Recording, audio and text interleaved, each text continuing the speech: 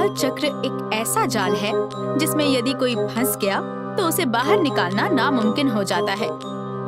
दरअसल कालगढ़ नामक गांव में हर साल पृथ्वी और प्रकृति के मूल्यों के सम्मान में विशेष पूजा का आयोजन किया जाता था। इस बार ये जिम्मेदारी मीरा के घर वालों को सौंपी गई थी, लेकिन तभी मीरा से एक ऐसी भूल हो जाती है जिससे पूरे गांव का भविष्य बदल जाता है। आइए पंडित जी, पूजा की सारी तैयारी हो चुकी है। चाची की बात सुनकर पंडित जी पूजा के मंडप में पहुंचते हैं, लेकिन वहां पहुंचते ही वो क्रोधित हो उठते हैं। ये क्या हो रहा है? क्या हुआ पंडित जी? ये पूजा प्रकृति के मूल्यों के सम्मान की है ना? तो मैंने जो प्राचीन घड़ी आपको दी थी वो कहाँ है? वो यहाँ क्यों नहीं है? क्या नहीं है? जल्द से जल्द उस घड़ी को ढूंढ निकालिए, क्योंकि अगर वो घड़ी समय पर नहीं मिली और पूजा मुहूर्त पर शुरू नहीं हुई तो इसकी सजा सभी को भुगतनी पड़ेगी। पंडित जी की बात सुनकर पूरे गांव में भय का माहौल बन गया।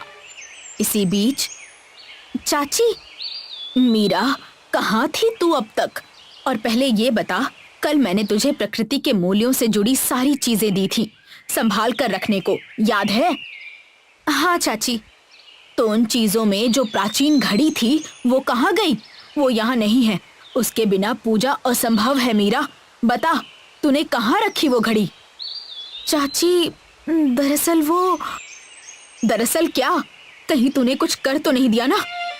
चाची, दरअसल घर से निकलते समय मैं गिर गई और वो प्राचीन घड़ी मेरे हाथ से टूट गई।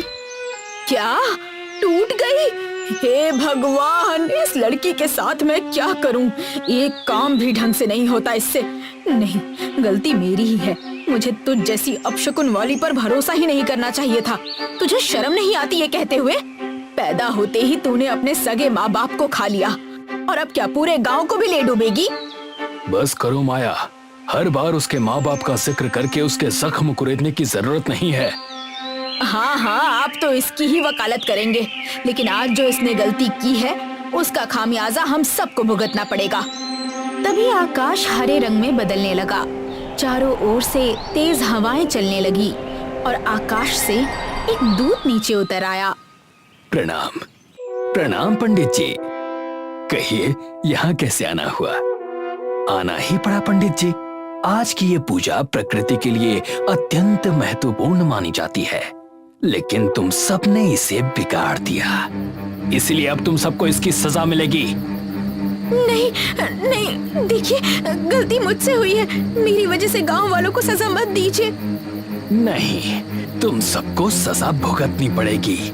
आज से तुम सब समय के काल चक्र में कैद रहोगे। यही तुम्हारी सजा है। क्या? समय का काल चक्र? और देखते ही देखते सब कुछ बदल गया। सारे लोग अचानक बेहोश हो गए और अगली सुबह जब सब जागे तब तो चमत्कार ही हो गया। सभी लोग जो हुआ था वो भूल चुके थे। फिर से वही पूजा का दिन आ गया। लोग पूजा की तैयारियों में लग गए। मीरा अपनी चाची की पूजा में मदद कर रही थी। वो प्राचीन घड़ी फिर से टूट गई। ये सब पहले भी हो चुका था और ये बार बार हो रहा था। सभी गांव वाले काल चक्र में फंस चुके थे। लेकिन तभी एक दिन, चाची आप चिंता ना करें, मैं इस घड़ी को संभाल कर ले आती हूँ। लेकिन अचानक ना जाने क्यों मीरा का दिल बैठ गया। उसे बार बार लगने लगा कि वो जो कह रही है वो पहले भी कह चुकी है। उसे लग रहा था जैसे कोई अंदर की आवाज उससे कुछ कहना चाह रही हो। ये सब क्या हो रहा है? ऐसा क्यों लग रहा है कि कुछ गड़बड़ है? सब झूठ है, मैं असली जिंदगी नहीं जी रही। ऐसा क्यों लग रहा है? मीरा को समझ आ गया था कि वो फंस चुकी है, लेकिन अफसोस वो कुछ नहीं कर सकती थी। तभी दरवाजे के पास मीरा का पांव लड़खड़ा गया और वो घड़ी के साथ गिर गई और मीरा की आंखों के सामने वही प्राचीन घड़ी फिर से टूट गई। उसके सामने ही घड़ी के टुकड़े बिखर गए और तभी उसे सब याद आ गया कि पूरा गांव एक ही दिन के काल चक्र में फंस गया है। मुझे याद आ गया, मुझे सब याद आ गया। मुझसे गलती हुई, मुझसे बहुत बड़ी गलती हो गई। बेचारी मीरा अपने ही हाथों हुई इस भूल के लिए खुद को कोस रही थी। उसे कुछ समझ नहीं आ रहा था कि क्या करे। तभी उसका सिर भारी होने लगा। आसमान फिर से हरे रंग का हो गया। मीरा घबराई हुई थी, लेकिन तभी उसे कुछ याद आया। तुम सबको सजा भुगतनी पड़ेगी। आज से तुम सब समय के काल चक्र में कैद रहोगे। यही तुम्हारी सजा है। क्या? समय का काल चक्र? नहीं नहीं, ऐसा मत कीजिए। ये जो मैंने किया उसमें इन सब की कोई गलती नहीं है। निर्दोष लोगों को मेरी गलती की सजा देना अन्याय होगा। कृपया अपनी भविष्यवाणी वापस लीजिए और इन सभी को मुक्त कीजिए। बोली गई वाणी वापस नहीं ली जा सकती, किंतु तुम्हें अपने किए पर यदि सच्चा पछतावा है और तुम सचमुच इस गांव को मुक्त कराना चाहती हो, तो तुम्हारे पास एक मार्ग है। तुम्हारे गांव के मंदिर के तहखाने में एक ग्रंथालय है, जहां कालचक्र नाम की एक किताब रखी है। उस किताब में कुछ विशेष मंत्र हैं। तुम्हें बस इस टूटी घड़ी को रक्षा कवच बनाकर उसमें रखना है और उचित मुहूर्त पर वो मंत्र जपना है। जब ये घड़ी अपने मूल स्वरूप में लौट आएगी, तब ये पूरा गांव कालचक्र के श्राप से मुक्त हो जाएगा। धन्यवाद, आपका धन्यवाद। लेकिन अभी आपने कहा कि भविष्यवाणी किसी भी स्थिति में बदलेगी नहीं, तो फिर मैं इस गांव को कैसे मुक्त कर सकूंगी?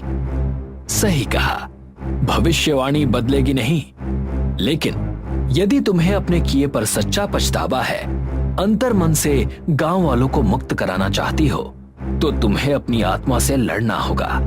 तुम्हें खुद को सच से जागृत करना होगा। जिस दिन तुम्हारा अंतर्मन तुम्हें ये एहसास दिला देगा कि जो जिंदगी तुम जी रही हो वो एक झूठ है, उस दिन तुम्हें सब याद आ जाएगा और तुम और ये पूरा गांव मुक्त हो जाएगा। याद आ गया, मुझे याद आ गया। मुझे मंदिर जाना होगा। मीरा भागती हुई उस घड़ी को लेकर मंदिर के तहखाने में जाती है, जहां उसे काल चक्र की किताब मिलती है। मिल गई।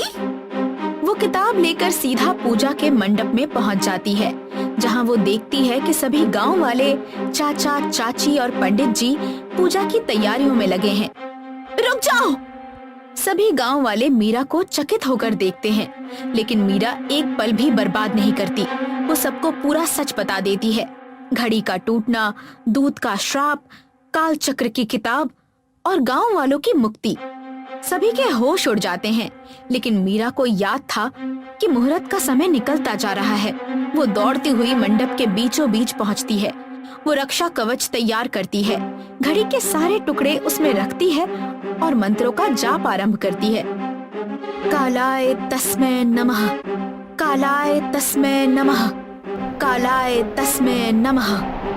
तभी अद्भुत घटनाएं होने लगती हैं। आसमान गहरे नीले रंग में बदल जाता है, हवाएं तेज हो जाती हैं, सभी गांव वाले बेहोश हो जाते हैं।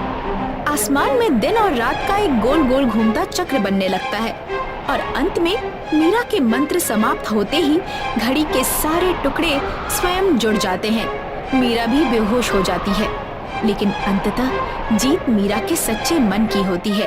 कुछ देर बाद गांव की जमीन पर नए सूरज की रोशनी पड़ती है और एक नए दिन के साथ गांव को श्राप से मुक्ति मिल जाती है।